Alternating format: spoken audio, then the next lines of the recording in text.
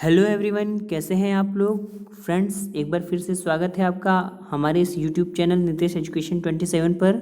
जैसा कि आप सभी को पता है, मैं अपने इस यूट्यूब चैनल पर आपको यूजीसी नेट पेपर फर्स्ट की तैयारी करवाता हूं, साथ ही साथ एजुकेशन पेपर 2 की तैयारी करवाता हूं और कुछ जो भी इम्पोर्टेंट नोटिफिकेशंस आती हैं वैकेंसीज से रिलेटेड, जॉब से रिलेटेड, उन सारी चीज़ों की इन्फॉर्मेशन मैं आपको अपने इस यूट्यूब चैनल पर देता हूँ।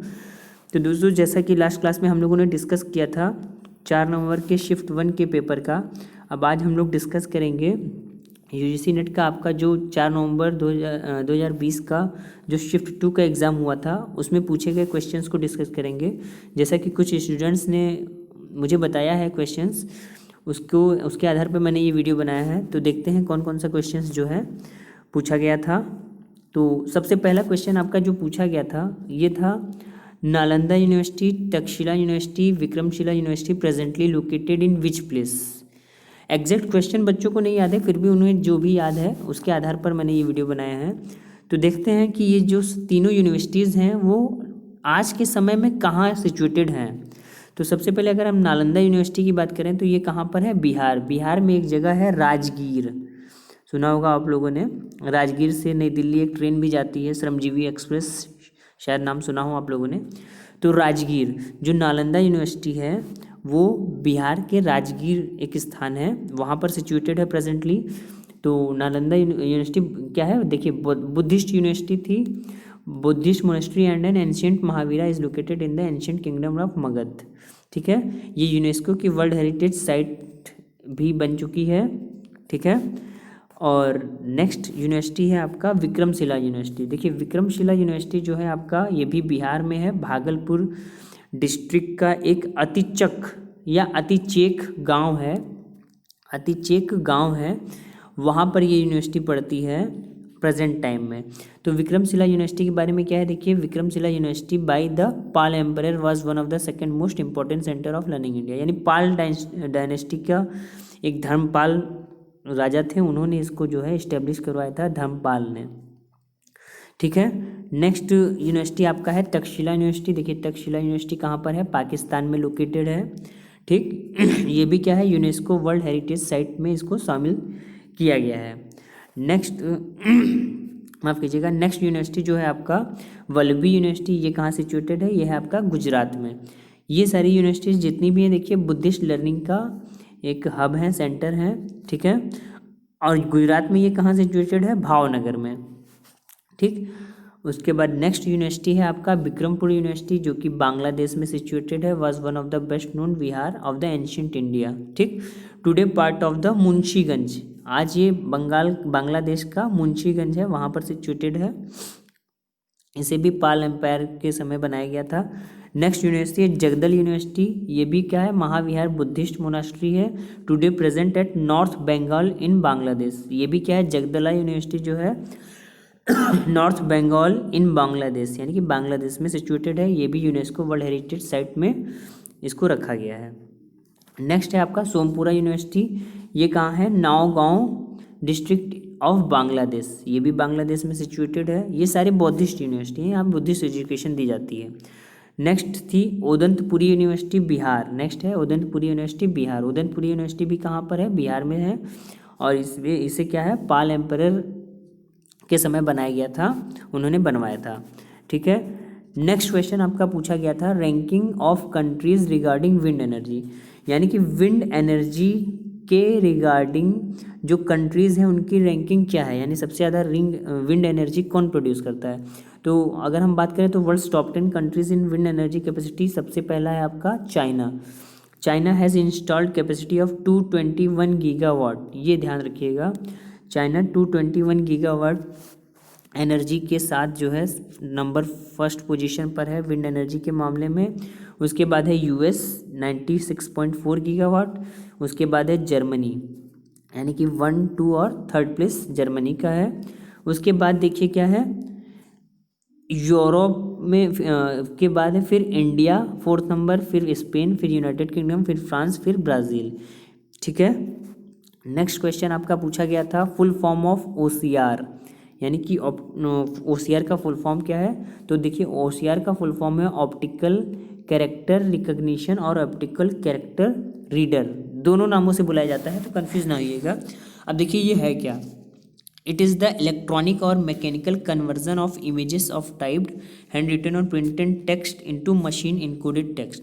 यानी कि ये इमेज हैंड रिटन और प्रिंटेड टेक्स्ट को मशीन कोड में इनकोड करता है, whether from a scan document, a photo of a document, a scene photo. चाहे वो कोई स्कैन डॉक्यूमेंट हो, चाहे कोई फोटो हो, चाहे कोई भी मीडियम हो, उसका सारा डेटा मशीन कोड में कन्वर्ट करता है। For example the text on signs and billboards in a landscape photo और from subtitle text superimpose of an image. ठीक है, जैसे for example from a television broadcast. Next question आपका पूछा गया था रियो और समिट से रिलेटेड। इसमें देखिए क्या पूछा गया था, बच्चों को क्वेश्चन एग्जैक्ट याद नहीं है, फिर भी मैंने ये क्वेश्चन को जो है कि पूरा आपको बताने की कोशिश की है। देखिए क्या है, the United Nation conference on environment and development UNCED, एक तो इसका फुल फॉर्म बहुत इंपॉर्टेंट है। उसके बाद देखिए क्या है, also known as the Rio de Janeiro Earth Summit. ये इंपॉर्टेंट चीज़ है, यानी UNCED को हम Rio de Janeiro Earth Summit या फिर द रियो समिट या फिर द रियो कॉन्फ्रेंस या फिर द अर्थ समिट या पोर्टुगीज इको 92 इस नाम से भी जानते हैं, was a major United Nation conference held on Rio de Janeiro from 3 to 14 June in 1992। ठीक है, तो अब देखिए ये 3 to 14 जून इन 1992 को हेल्ड हुआ था। The Earth summit resulted in the following documents. देखिए इसमें क्या क्या बातें की गई थी, इसमें बात की गई थी आपका Rio declaration on environment and development, agenda 21 के बारे में बात की गई थी, फॉरेस्ट प्रिंसिपल के बारे में बात की गई थी। नेक्स्ट क्वेश्चन आपका पूछा गया था, which country has not signed international solar alliance treaty ISA, यानी कि ऐसी कौन सी कंट्री है जिसने ISA पर साइन नहीं किया है। तो उसमें ऑप्शंस हो सकते हैं कुछ भी हो, लेकिन स्टूडेंट्स ने जो बताया है उसके आधार पर क्या है उसको डिस्कस करेंगे। तो सबसे पहले देखिए इसके बारे में कुछ डिटेल जानते हैं। जो इंटरनेशनल सोलर अलायंस है, इसका जो हेडक्वार्टर है वो गुरुग्राम हरियाणा में है। देखिए ध्यान से, गुरुग्राम हरियाणा यानी इंडिया में है।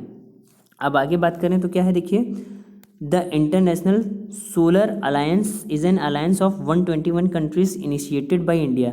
यानी कि जो ISA है ये इंडिया की एक पहल है जिसमें 121 कंट्रीज़ ने मिलकर इसको स्टार्ट किया है।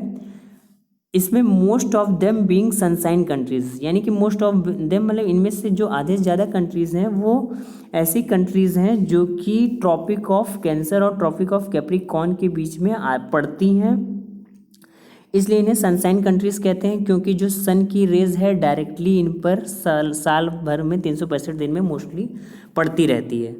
तो देखिए लिखा भी है कि विच लाई इधर कम्प्लीटली और partly between the Tropic of Cancer and Tropic of Capricorn. The primary objective of the alliance is to work for efficient consumption of solar energy to reduce dependence on fossil fuels.